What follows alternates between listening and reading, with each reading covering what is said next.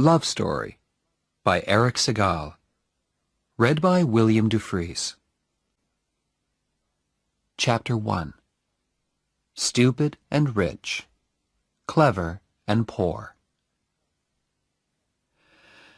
What can you say about a 25-year-old girl who died? You can say that she was beautiful and intelligent. She loved Mozart and Bach and the Beatles. And me.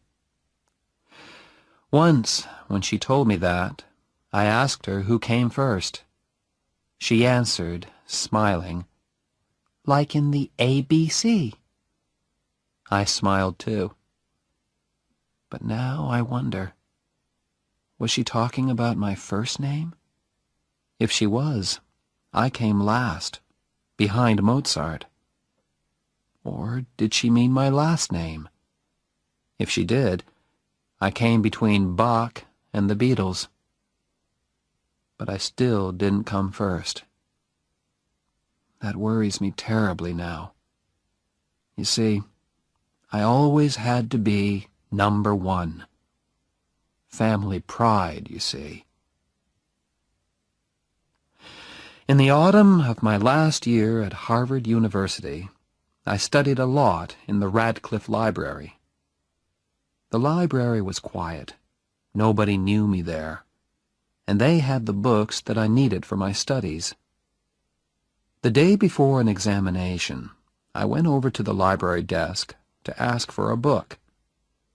2 girls were working there. One was tall and sporty. The other was quiet and wore glasses. I chose her and asked for my book. She gave me an unfriendly look. "Don't you have a library at Harvard?" she asked. "Radcliffe let us use their library," I answered. "Yes, Preppy, they do. But is it fair? Harvard has 5 million books. We have a few thousand." Oh dear, I thought. A clever Radcliffe girl. I can usually make girls like her feel very small. But I needed that damn book, so I had to be polite. "Listen, I need that damn book." "Don't speak like that to a lady, Preppy." "Why are you so sure that I went to prep school?" She took off her glasses. "You look stupid and rich," she said. "You're wrong," I said. "I'm actually clever and poor." "Oh, no, Preppy," she said. "I'm clever and poor." She was looking straight at me. All right, she had pretty brown eyes. And, okay, perhaps I looked rich. But I don't let anyone call me stupid. "What makes you so clever?" I asked. "I'm not going to go for coffee with you," she said. "Listen, I'm not going to ask you." "That," she said, "is what makes you stupid." Let me explain why I took her for coffee. I got the book that I wanted, didn't I? And she couldn't leave the library until closing time. So I was able to study the book for a good long time. I got an A in my exam the next day. I gave the girl's legs an A, too, when she came out from behind the library desk. We went to a coffee shop, and I ordered coffee for both of us. "I'm Jennifer Cavallari," she said. "I'm American, but my family came from Italy. I'm studying music." "My name is Oliver," I said. "Is that your first or your last name?" she asked. "First. My other name is Barrett." "Oh," she said. "Like Elizabeth Barrett, the writer?" "Yes," I said. "No relation." I was pleased that she hadn't said Barrett, like Barrett Hall. That Barrett is a relation of mine. Barrett Hall is a large, unlovely building at Harvard University. My great-grandfather gave it to Harvard long ago, and I am deeply ashamed of it." She was silent. She sat there, half smiling at me. I looked at her notebooks. 16th century music? I said. That sounds difficult. It's too difficult for you, preppy, she said coldly.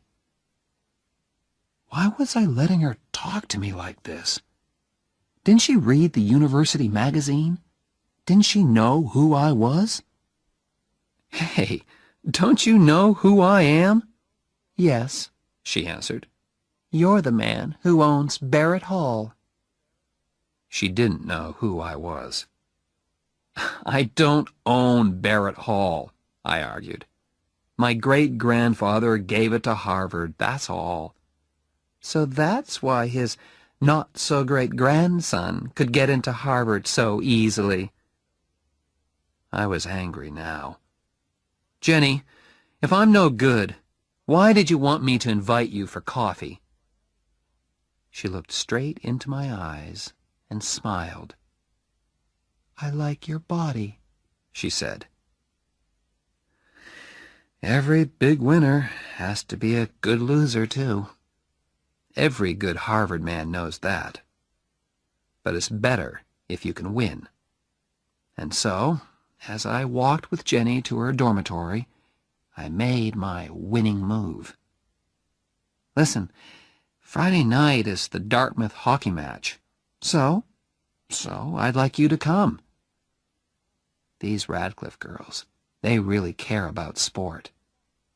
And why, she asked, should I come to a stupid ice hockey match? Because I'm playing, I answered. There was a moment's silence. I think I heard snow falling. For which team? She said. By the second quarter of the game on Friday night, we were winning 0-0. That is, Davy Johnson and I were getting ready to score a goal.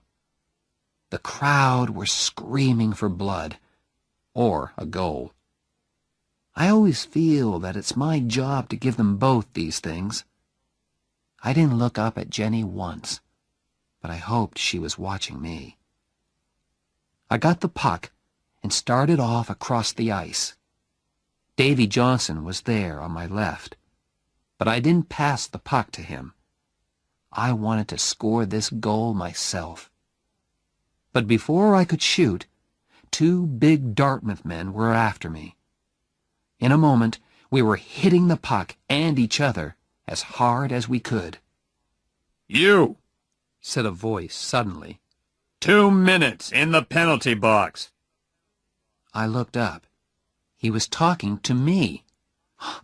What did I do? I asked. Don't argue.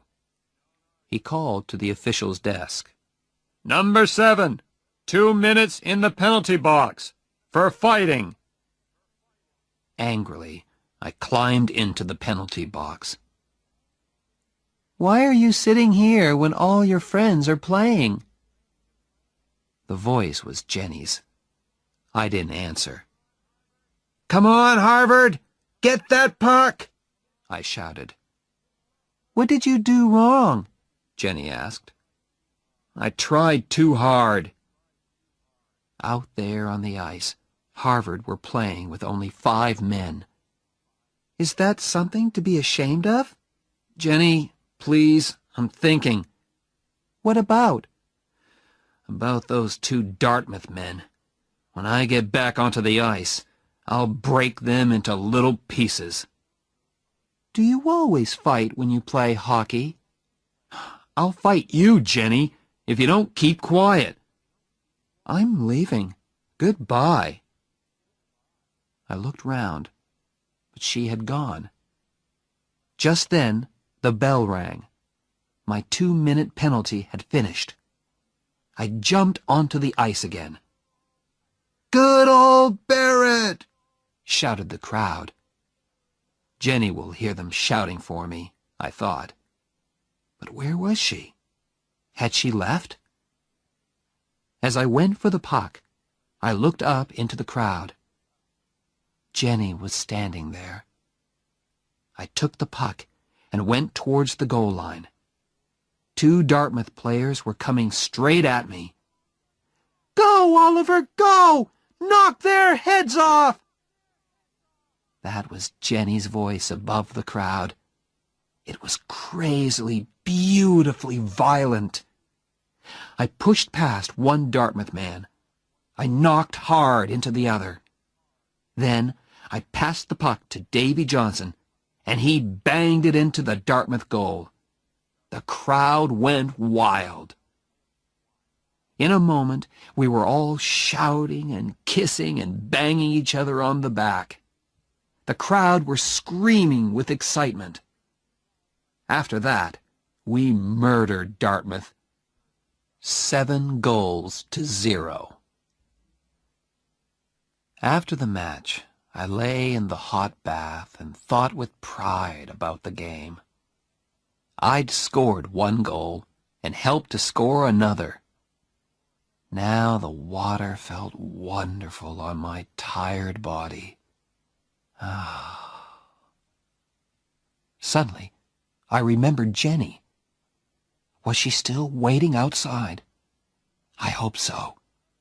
I jumped out of that bath and dressed as fast as I could. Outside, the cold winter air hit me. I looked round for Jenny.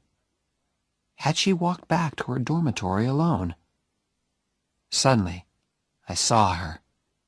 "Hey, Preppy, it's cold out here." I was really pleased to see her, and gave her a quick kiss. "Did I say you could kiss me?" she said. "Sorry, I was just excited." I wasn't. It was dark and quiet out there in the cold. I kissed her again, more slowly.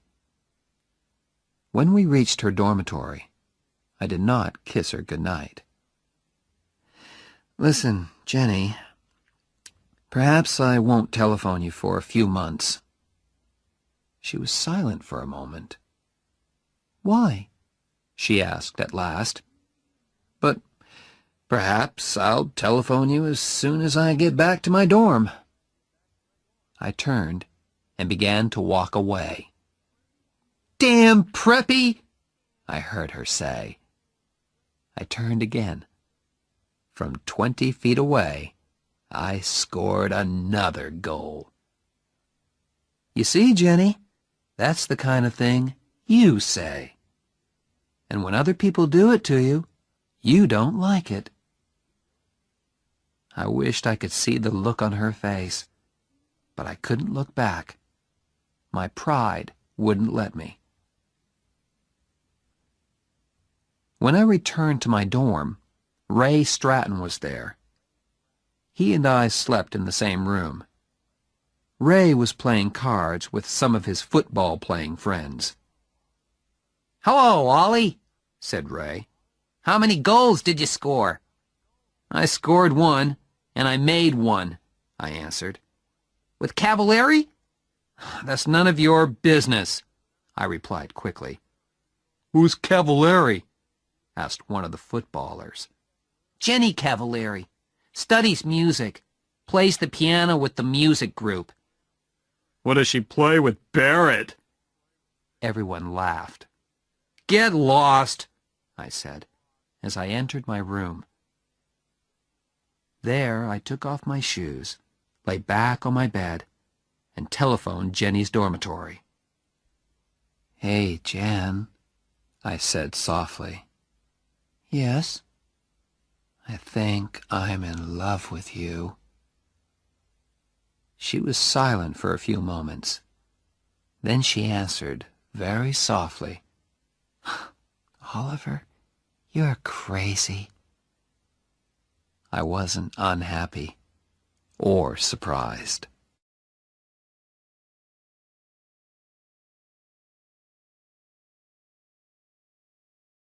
Chapter 2.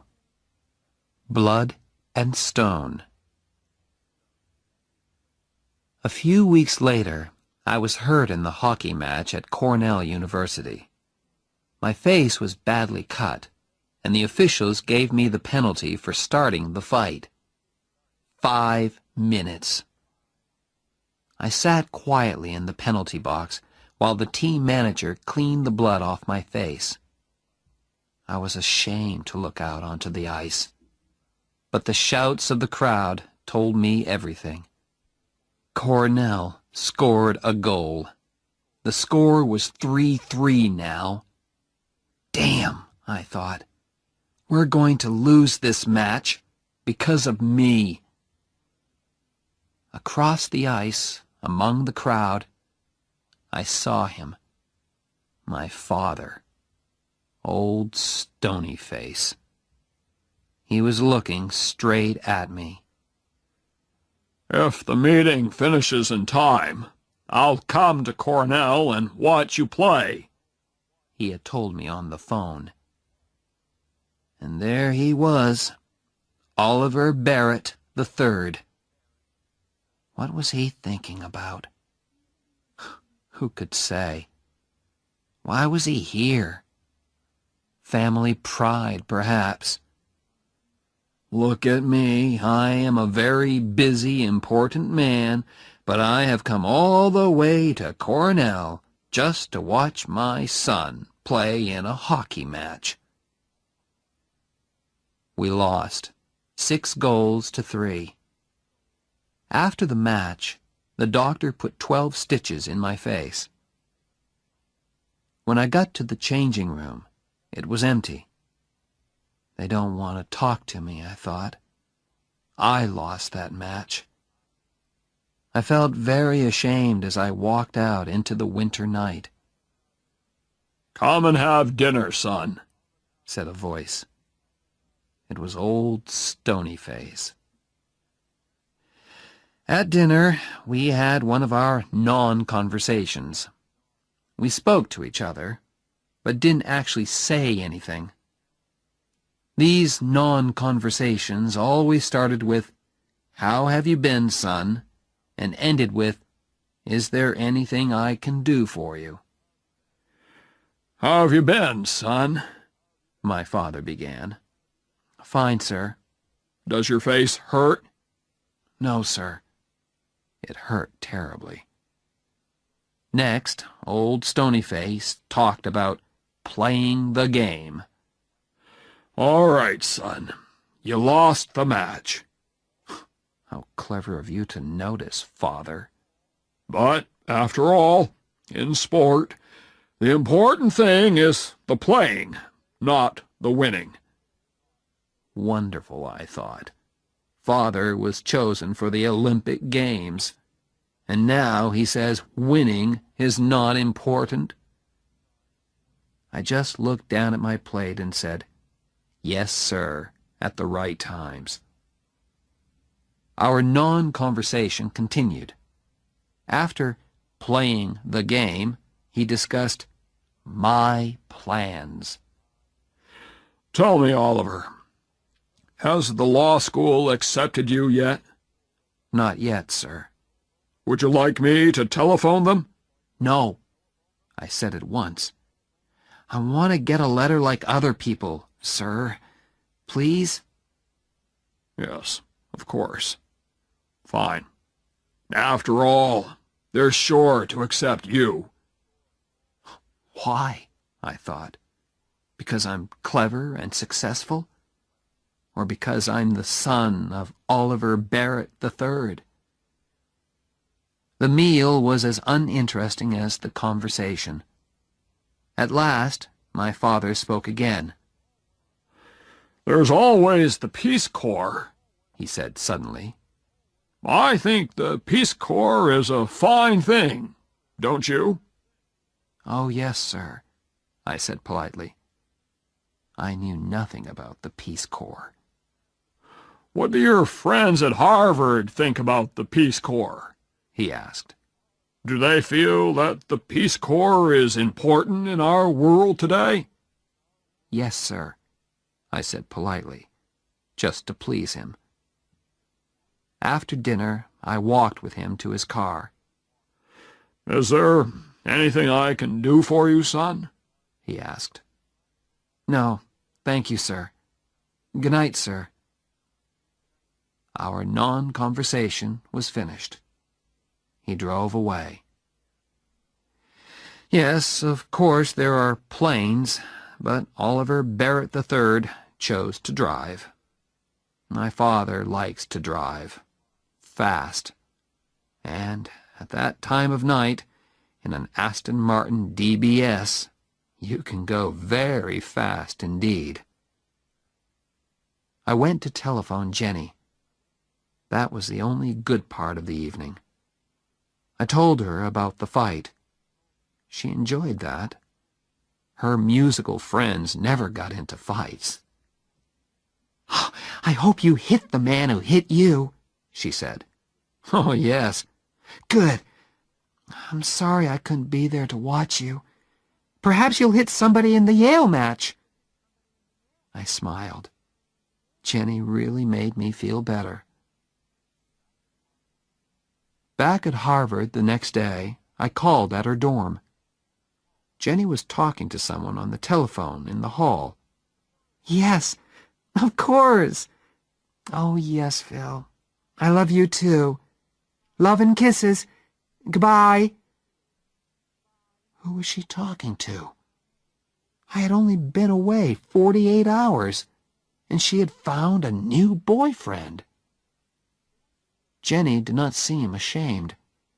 She kissed me lightly on the unhurt side of my face. "Hey, you look terrible." 12 stitches, Jen." "Does the other man look worse than you?" "Much worse. I always make the other man look worse." We walked to my MG sports car. "Who's Phil?" I asked, as carelessly as I could. "My father." I could not believe that. "You call your father Phil?" "That's his name. What do you call your father?" "Sir." He must be really proud of you. You're a big hockey star, and you're always successful in your exams." "You don't know anything, Jenny. He was good at exams and sport, too. He was in the Olympic Games." "My God! Did he win?" "No. Actually, old Stonyface was 6th, which makes me feel a little better." Jenny was silent for a moment. "Why do you hate him so much?" she asked at last. "I'm Oliver Barrett IV," I answered. "All Barretts have to be successful, and that means I have to be good at everything all the time. I hate it."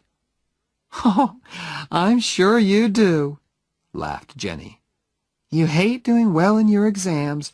You hate being a hockey star." "But he expects it," I said. "If I'm successful, he isn't excited or surprised. He was a big success, and he expects me to be the same." I told her about our meal and our non-conversation after the Cornell match. But she didn't understand at all. "You say your father is a busy man," she said. "But he found time to go all the way to Cornell to watch you play. How can you say these terrible things about him when he drove all that way just to watch your hockey match? He loves you, Oliver. Can't you understand?" "Forget it, Jenny," I said. She was silent for a moment. "I'm pleased you have problems with your father," she said at last. "That means you aren't perfect." "Oh, you mean you are perfect?" "Of course not, Preppy. That's why I go out with you." Jenny loved to have the last word.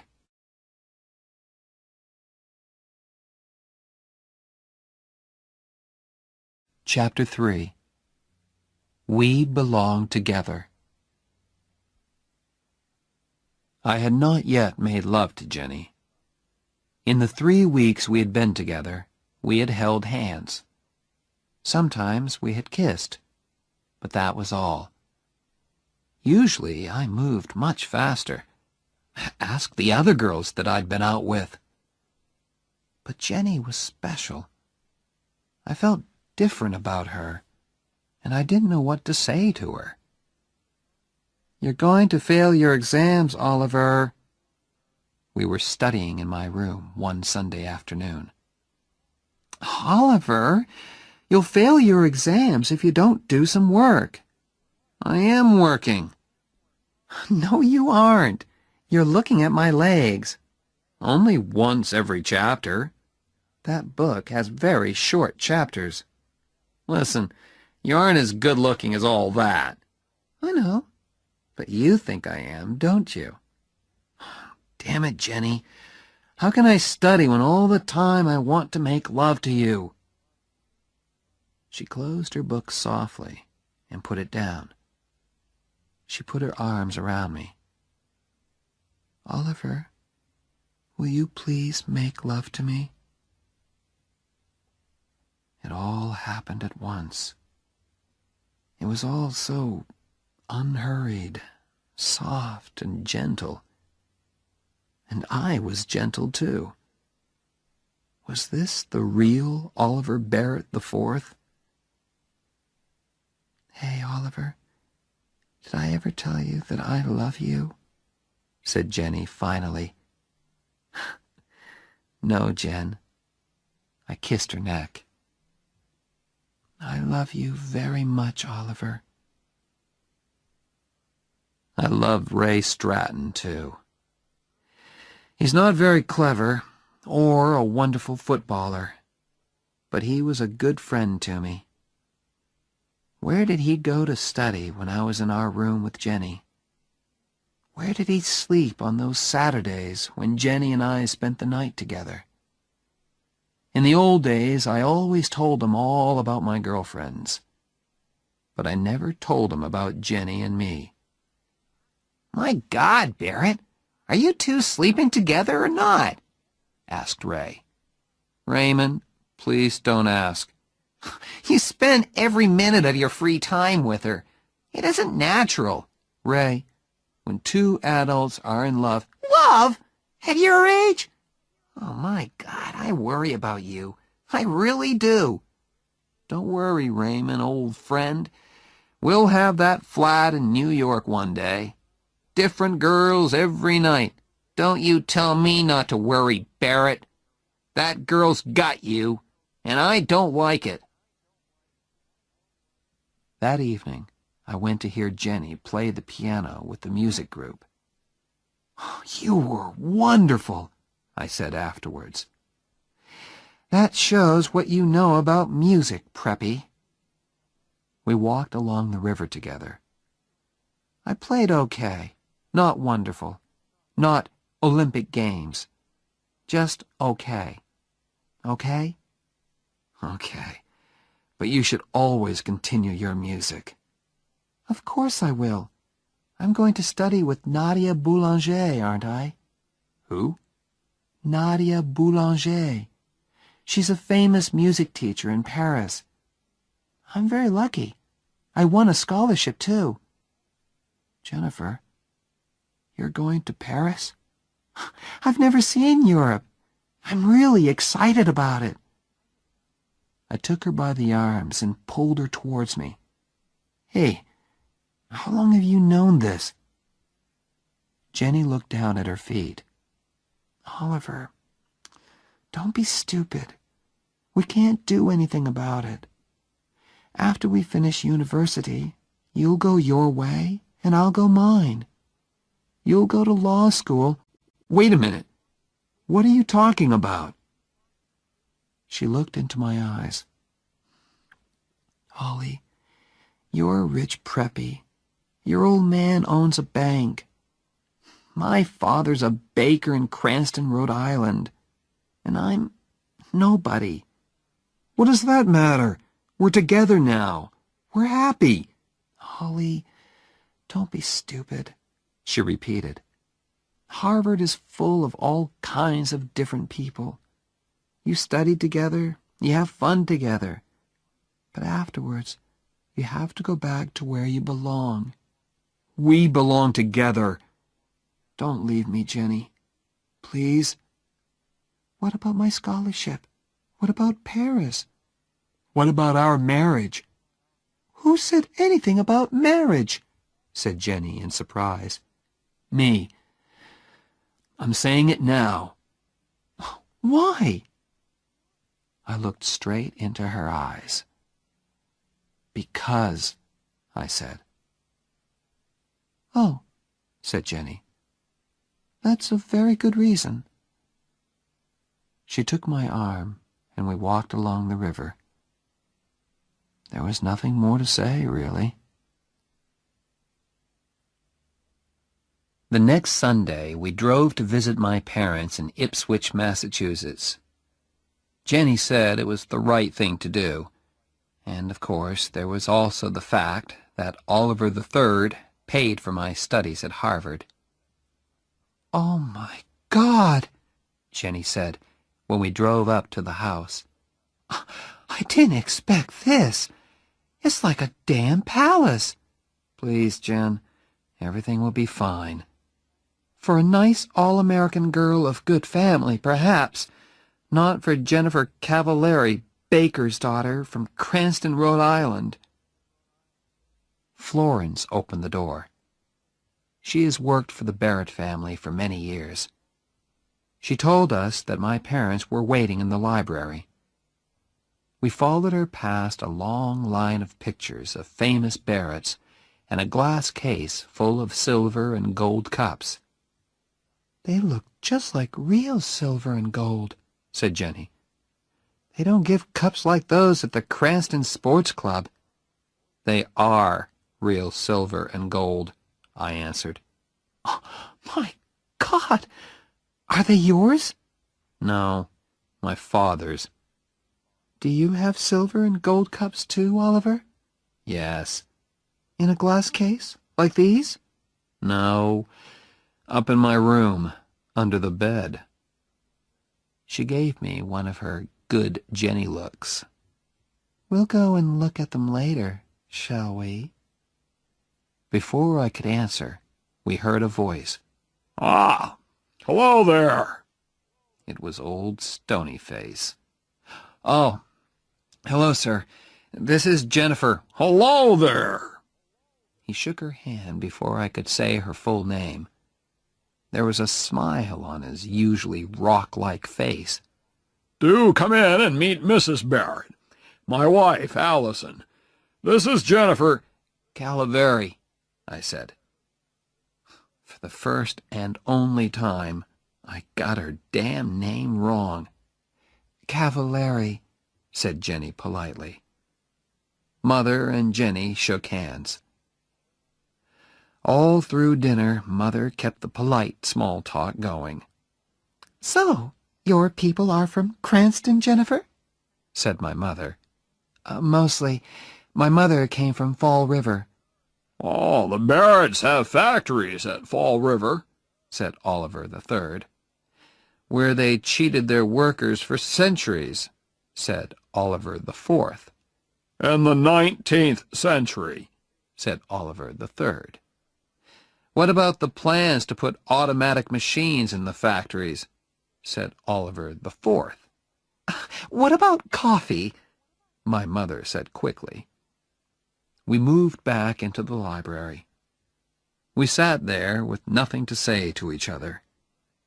So I started a new non-conversation.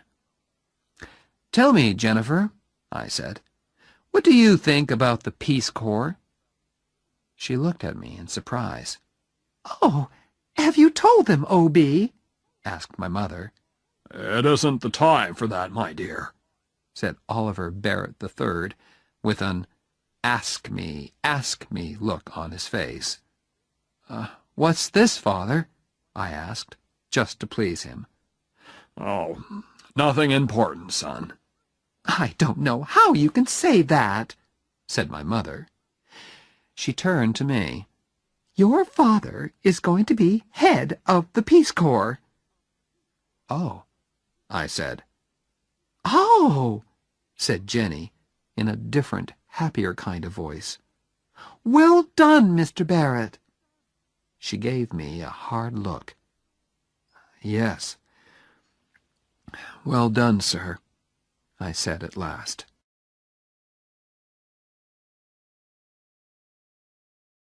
Chapter 4. Two Different Kinds of Father. Jenny, he isn't going to be president of the USA after all. We were driving back to Harvard. You still weren't very nice to him about it, Oliver. I said well done. Ha! Oliver, why are you so unkind to your father? You hurt him all the time. It's impossible to hurt Oliver Barrett III. No, it isn't. If you marry Jennifer Cavallari... Oliver, I know you love me, but in a strange way you want me because I'm not a suitable woman for a Barrett to marry. You are rebelling against your father. My father said the same thing a few days later when we had lunch together at the Harvard Club in Boston. Son, you're in too much of a hurry. The young lady herself is fine. The problem is you. You are rebelling, and you know it. Father, what worries you most about her? That she's Italian, or that she's poor? What do you like most about her? I'm leaving. Stay and talk like a man. I stayed. Old Stonyface liked that. He's won again, I thought angrily. Wait a while, son. Oliver Barrett III continued. That's all I ask. Finish law school. Why do I have to wait? I was rebelling now. Oliver, you are still under 21. In the eyes of the law, you are not yet an adult. Stop talking like a lawyer, damn it! If you marry her now, you will get nothing from me. Father, you've got nothing that I want. I walked out of his club and out of his life.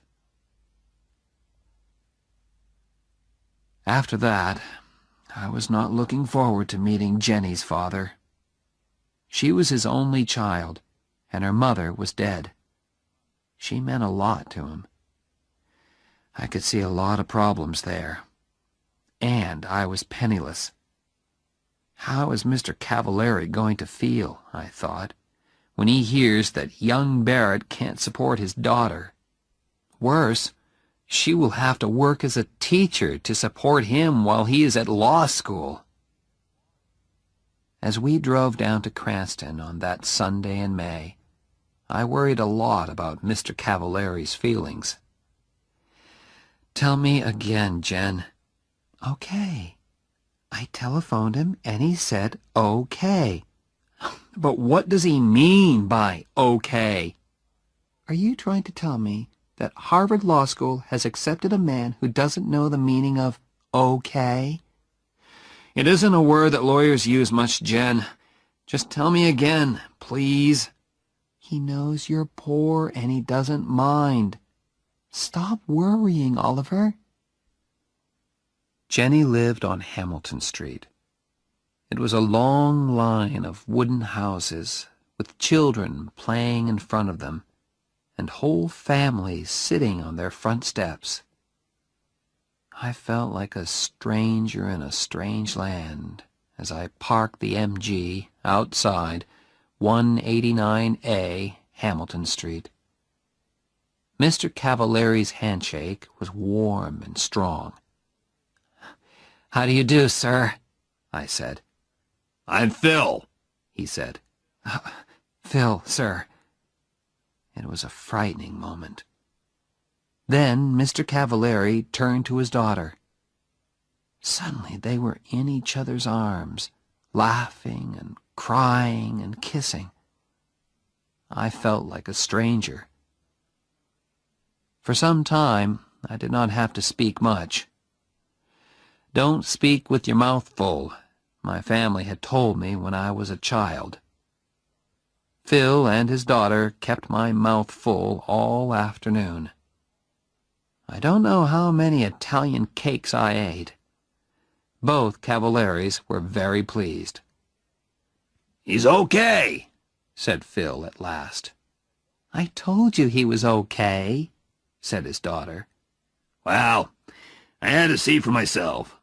Now I've seen him. Oliver?" "Yes, sir?" "Call me Phil. You're okay." Later, Phil tried to have a serious talk with me.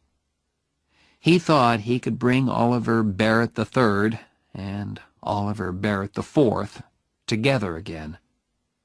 "Let me speak to him on the telephone," he said. "A father's love is a very special thing."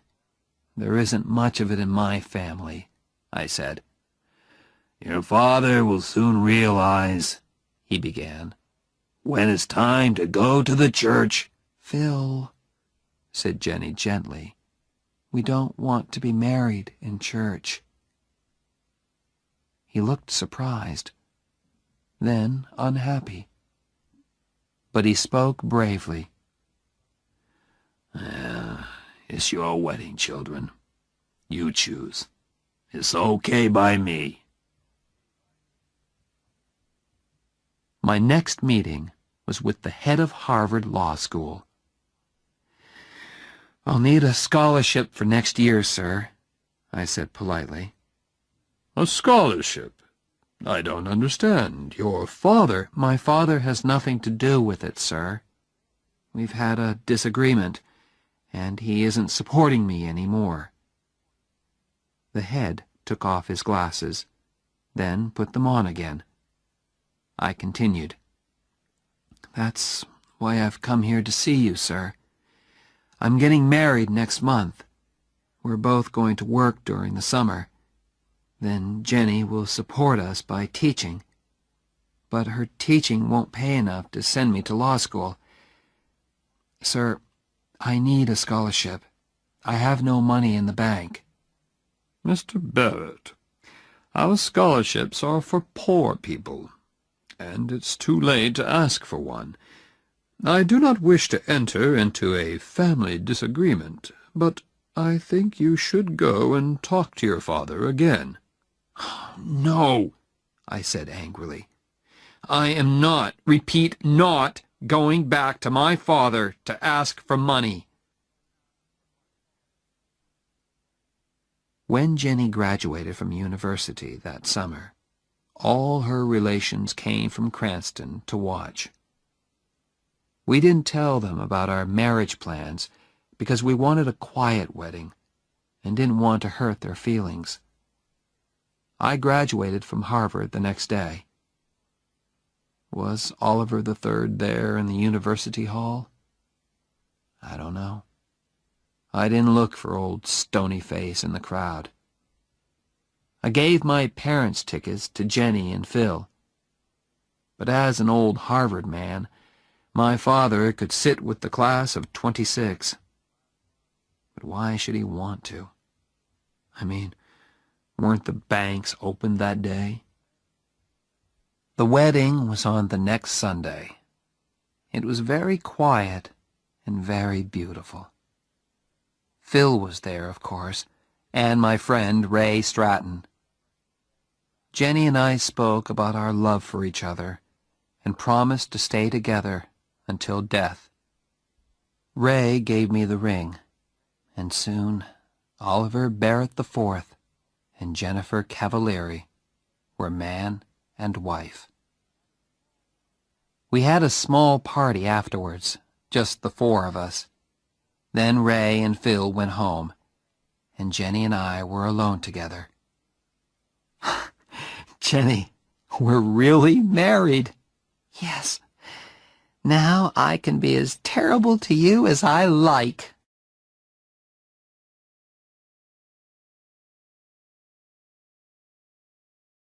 Chapter 5. The First 3 Years. For 3 years, we had to make every dollar do the work of 2. All through the summer holidays, we worked at the boat club in Dennisport. It was hard work, but we were never too tired to be kind to each other. I say kind because there are no words to describe our love and happiness together. After the summer, we found a cheap flat near the university. It was on the top floor of an old house and was actually very expensive. But what could we do? There weren't many flats around. "Hey, Preppy," said Jenny when we arrived there. "Are you my husband, or aren't you?" "Of course I'm your husband." "Show me, then." My God, I thought. In the street? "Carry me into our first home." I carried her up the 5 steps to the front door. "Why did you stop?" she asked. "This isn't our home. Upstairs, Preppy."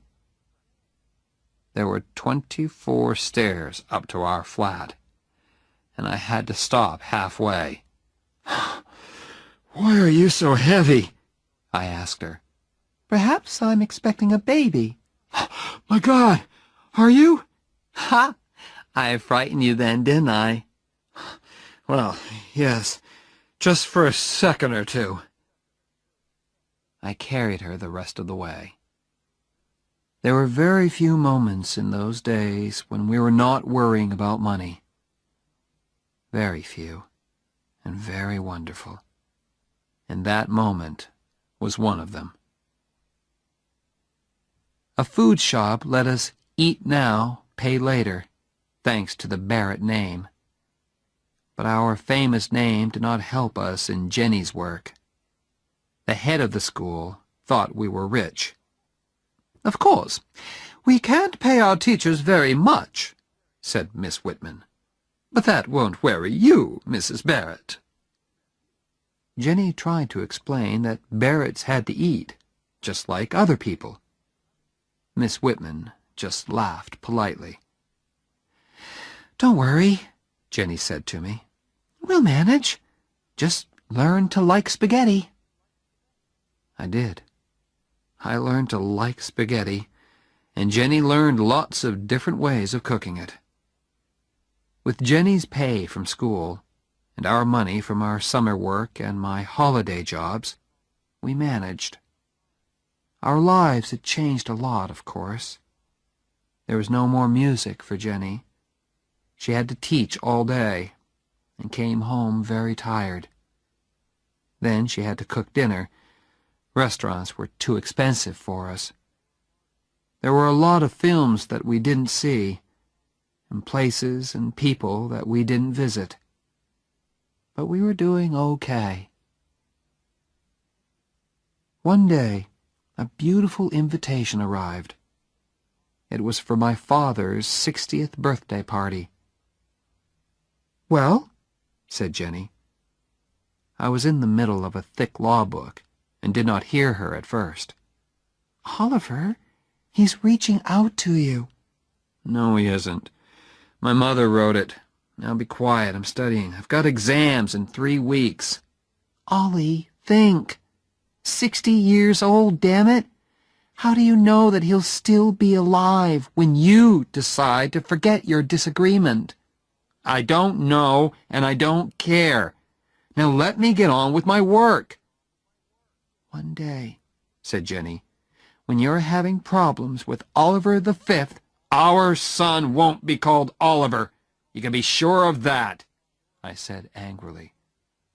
"You can call him Bozo if you like, but that child will feel bad about you because you were a big Harvard sportsman.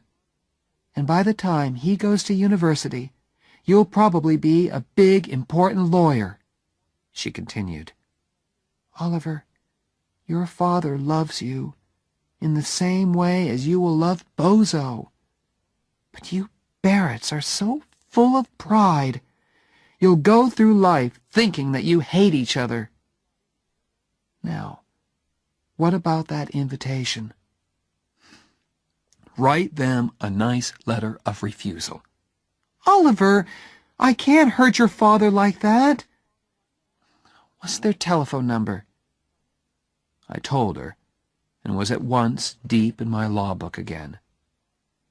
I tried not to listen to her talking on the telephone, but she was in the same room after all. Suddenly I thought, how long does it take to say no? Ollie! Jenny had her hand over the telephone mouthpiece. Ollie, do we have to say no? Yes, we do. And hurry up, damn it. I'm terribly sorry, she said into the telephone. She covered the mouthpiece again and turned to me. He's very unhappy, Oliver. Can you just sit there and let your father bleed? Stones don't bleed, Jen. This isn't one of your warm, loving Italian fathers. Oliver, can't you just speak to him? Speak to him? Are you crazy? She held the telephone towards me. She was trying not to cry. I will never speak to him. Ever, I said. Now she was crying, very quietly. Then she asked me once more. For me, Oliver? I've never asked you for anything. Please? I couldn't do it. Didn't Jenny understand? It was just impossible. Unhappily, I shook my head. Then Jenny spoke to me, quietly and very angrily. You have no heart, she said. She spoke into the telephone again. Mr. Barrett, Oliver wants you to know. She was crying, so it wasn't easy for her. Oliver loves you very much, she said, and put the telephone down quickly. I don't know why I did it. Perhaps I went crazy for a moment. Violently, I took the telephone and threw it across the room. Damn you, Jenny! Why don't you get out of my life? I stood still for a second. My God, I thought, what's happening to me? I turned to look at Jenny, but she had gone. I looked round the flat for her. Her coat was still there, but she had disappeared.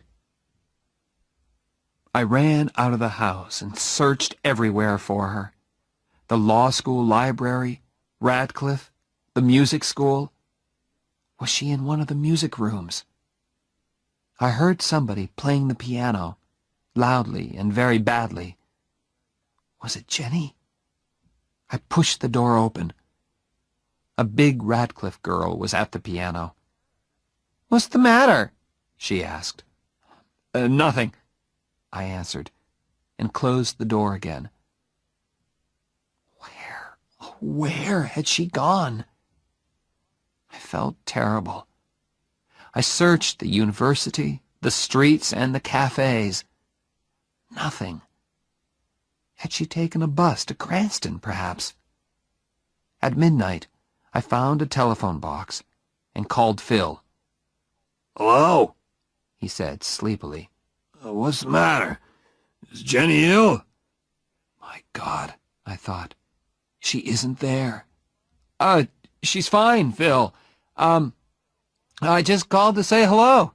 You should call more often, damn it, he said.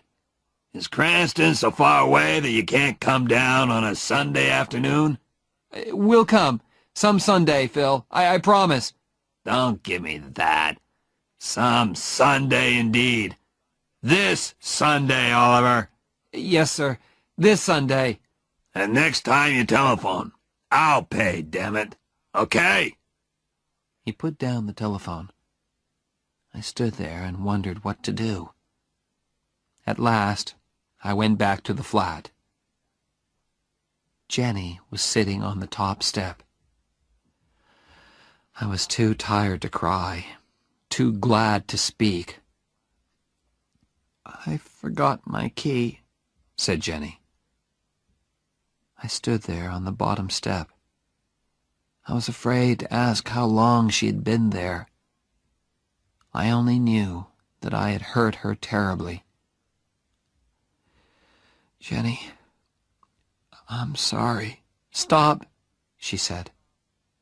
Then she added, "Love means you never have to say you're sorry." We walked up to our flat. As we undressed, she looked lovingly at me. "I meant what I said, Oliver." And that was all.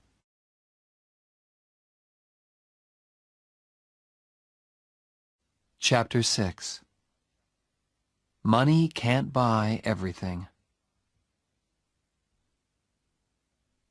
When the letter came from the law school, it changed our lives. I came third in the final examinations, and suddenly everyone wanted to offer me jobs.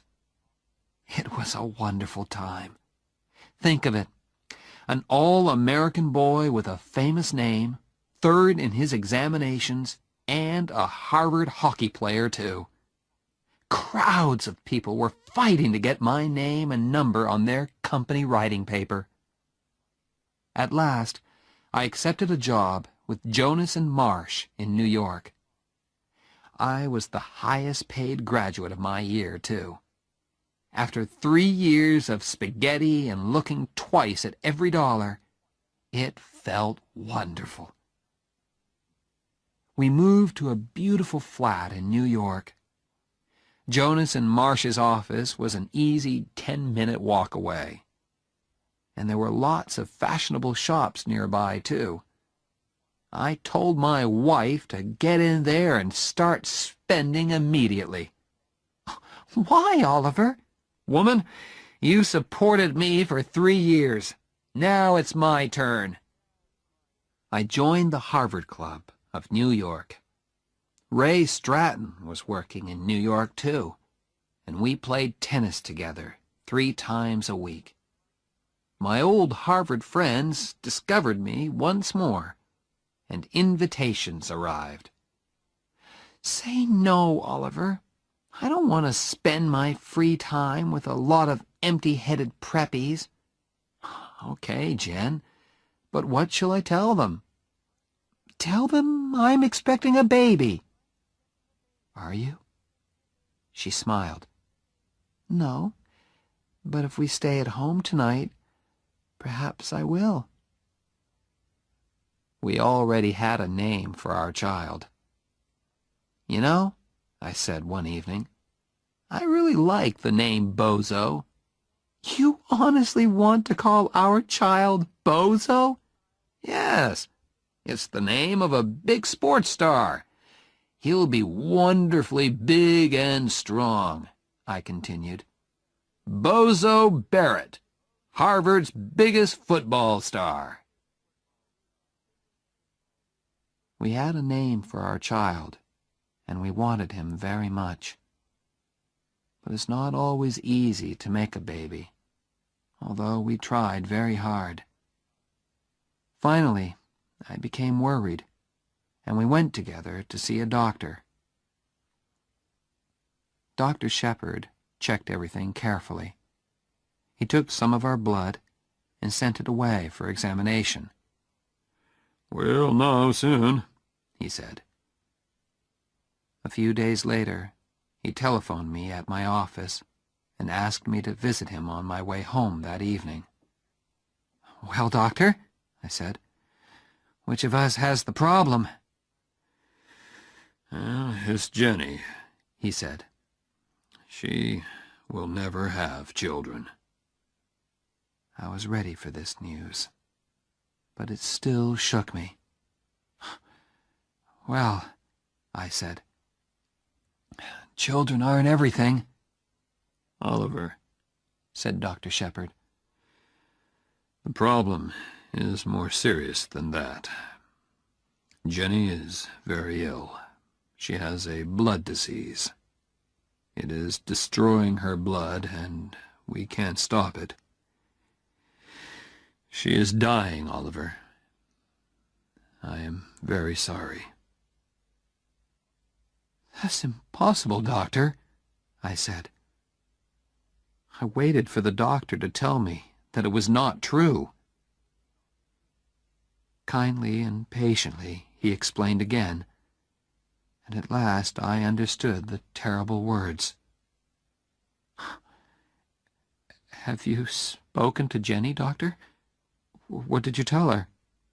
I told her that you were both all right.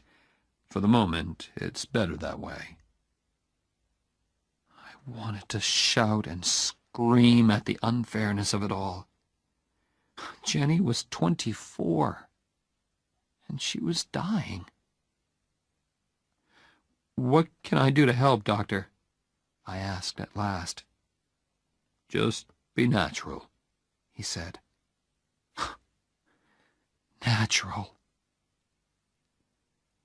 I began to think about God. At first I hated him. Then, next morning I woke up, and Jenny was there beside me. Still there. I was ashamed.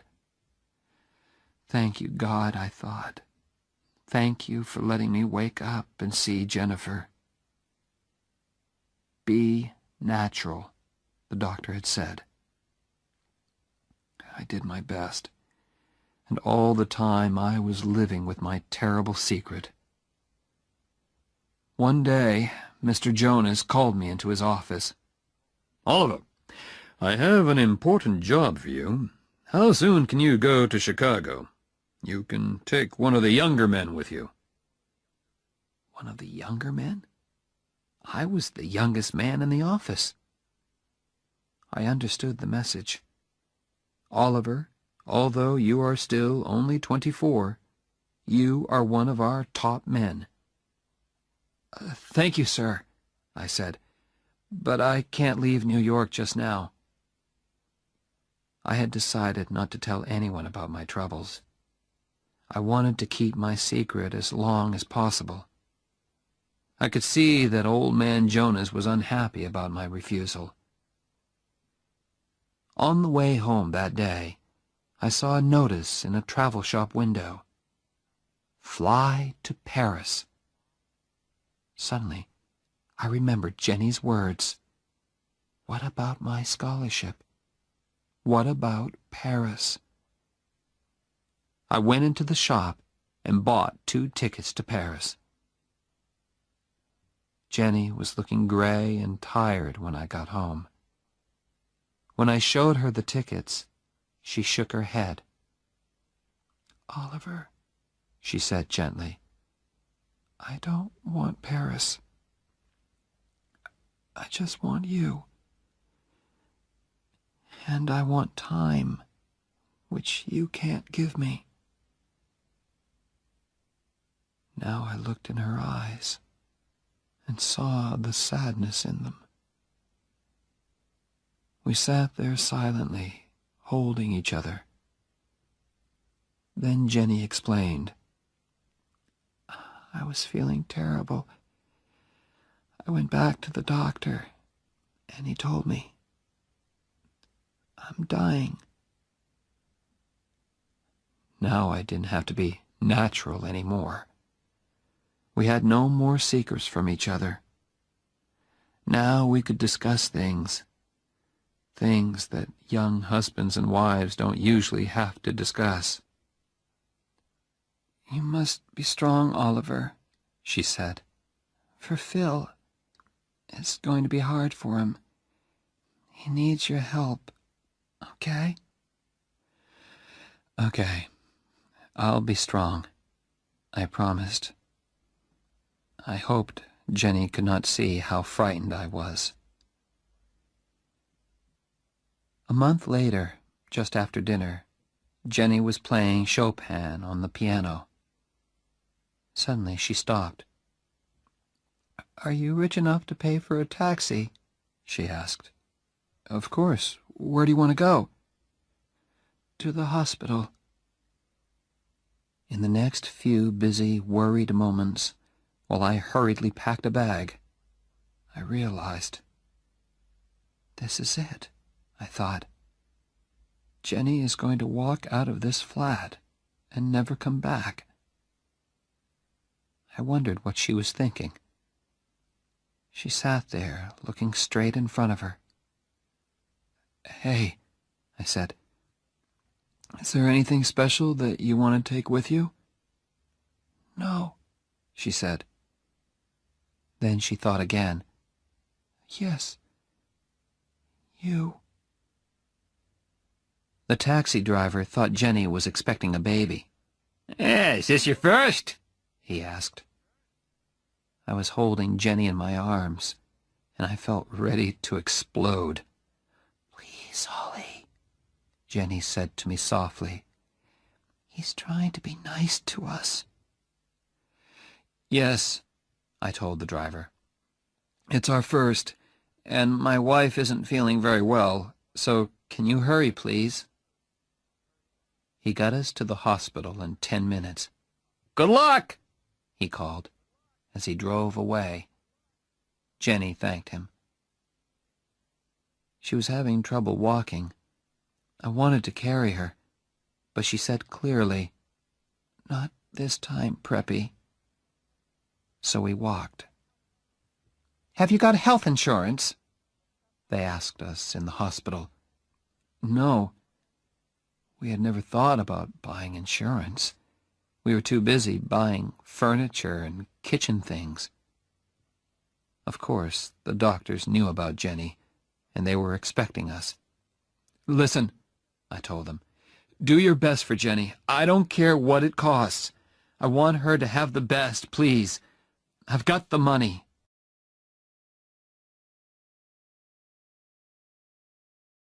Chapter 7. Strong men don't cry. I jumped into my MG and drove through the night to Boston. I changed my shirt in the car before I entered the offices on State Street. It was only 8 o'clock in the morning, but several important-looking people were waiting to see Oliver Barrett III. His secretary recognized me and spoke my name into the telephone. My father did not say, "Show him in." Instead, the door opened, and he came out to meet me. Oliver, he said. His hair was a little grayer, and his face had lost some of its color. Come in, son, he said. I walked into his office and sat down opposite him. For a moment, we looked at each other. Then he looked away, and so did I. I looked at the things on his desk, the scissors, the pen holder, the letter opener, the photos of my mother and me. How have you been, son? He asked. Very well, sir. Father, I need to borrow $5,000. He looked hard at me. May I know the reason? He said at last. I can't tell you, Father. Just lend me the money, please. I felt that he didn't want to refuse or argue with me. He wanted to give me the money, but he also wanted to talk. Don't they pay you at Jonas and Marsh? Yes, sir. So he knows where I work, I thought. He probably knows how much they pay me, too. And doesn't Jennifer teach, too? Well, I thought, he doesn't know everything. Please leave Jennifer out of this, Father. This is a personal matter. A very important personal matter. Have you got a girl into trouble? He asked quietly. Yes, I lied. That's it. Now give me the money, please." I think he knew that I was lying, but I don't think he wanted to know my real reason for wanting the money. He was asking because he wanted to talk. He took out his checkbook and opened it slowly. Not to hurt me, I'm sure, but to give himself time. Time to find things to say. Things that would not hurt the two of us. He finished writing the check, took it out of the checkbook, and held it out towards me. When I did not reach out my hand to take it, he pulled back his hand and placed the check on his desk. He looked at me again. "Here it is, son," the look on his face seemed to say. But still he did not speak. I did not want to leave either, but I couldn't think of anything painless to say. And we couldn't sit there, wanting to talk, but unable to look at each other. I picked up the check and put it carefully into my shirt pocket. I got up and went towards the door. I wanted to thank my father for seeing me when several important people were waiting outside his office. If I want, I thought, he will send his visitors away, just to be with me. I wanted to thank him for that, but the words refused to come. I stood there with the door half open, and at last I managed to look at him and say, "Thank you, Father." Then I had to tell Phil Cavallari. He did not cry or say anything. He quietly closed his house in Cranston and came to live in our flat. We all have ways of living with our troubles. Some people drink too much. Phil cleaned the flat again and again. Perhaps he thought Jenny would come home again. Poor Phil. Next, I telephoned Old Man Jonas. I told him why I could not come into the office. I kept the conversation short because I knew he was unhappy. He wanted to say things to me, but could not find the words. I knew all about that. Phil and I lived for hospital visiting hours. The rest of life, eating and sleeping, or not sleeping, meant nothing to us. One day in the flat, I heard Phil saying, very quietly, "I can't take this much longer." I did not answer him. I just thought to myself, I can take it. Dear God, I can take it as long as you want, because Jenny is Jenny. That evening, she sent me out of her room. She wanted to speak to her father, man to man. "But don't go too far away," she added. I went to sit outside. Then Phil appeared. "She wants to see you now," he said. "Close the door," Jenny ordered. I went to sit by her bed. I always liked to sit beside her and look at her face, because it had her eyes shining in it.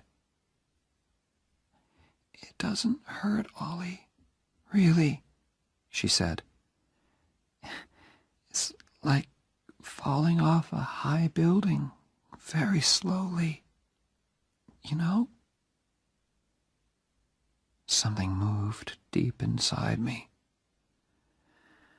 "I am not going to cry," I said to myself. "I'm strong, okay? and strong men don't cry. But if I'm not going to cry, then I can't open my mouth. I said. No, you don't know, Preppy, she said. You've never fallen off a high building in your life. Yes, I have, my voice came back. I did when I met you. She smiled. Who cares about Paris? She said suddenly. Paris, music, all that. You think you stole it from me, don't you? I can see it in your face. Well, I don't care, you stupid Preppy. Can't you accept that? No, I answered honestly. Then get out of here, she said angrily. I don't want you at my damn deathbed. Okay, I accept it, I said. That's better. Now, will you do something for me? From somewhere inside me came this sudden, violent need to cry. But I was strong. I was not going to cry. I said again. Will you please hold me, Oliver? I put my hand on her arm. Oh, God, she was so thin. And held it. No, Oliver, she said. Really hold me. Put your arms round me. Very, very carefully, I got onto the bed and put my arms round her. Thanks, Ollie. Those were her last words. Phil Cavallari was waiting outside. Phil, I said softly. He looked up, and I think he already knew. I walked over and put my hand on his arm. I won't cry, he said quietly. I'm gonna be strong for you. I promise, Jenny. He touched my hand very gently. But I had to be alone, to feel the night air, to take a walk, perhaps. Downstairs, the entrance hall of the hospital was very calm and quiet. The only noise was the sound of my footsteps on the hard floor. Oliver! It was my father. Except for the woman at the desk. We were all alone there. I could not speak to him. I went straight towards the door. But in a moment he was out there, standing beside me. Oliver, he said. Why didn't you tell me? It was very cold. That was good, because I wanted to feel something. My father continued to speak to me, while I stood still and felt the cold wind on my face. I heard this evening. I jumped into the car at once. I was not wearing a coat. The cold was starting to make me ache. Good. Good.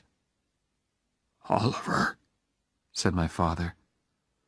I want to help. Jenny's dead, I told him. I'm sorry, he said very softly. I don't know why I did it, but I repeated Jenny's words from long ago. Love means you never have to say you're sorry. Then I did something which I had never done in front of him before. My father put his arms round me, and I cried.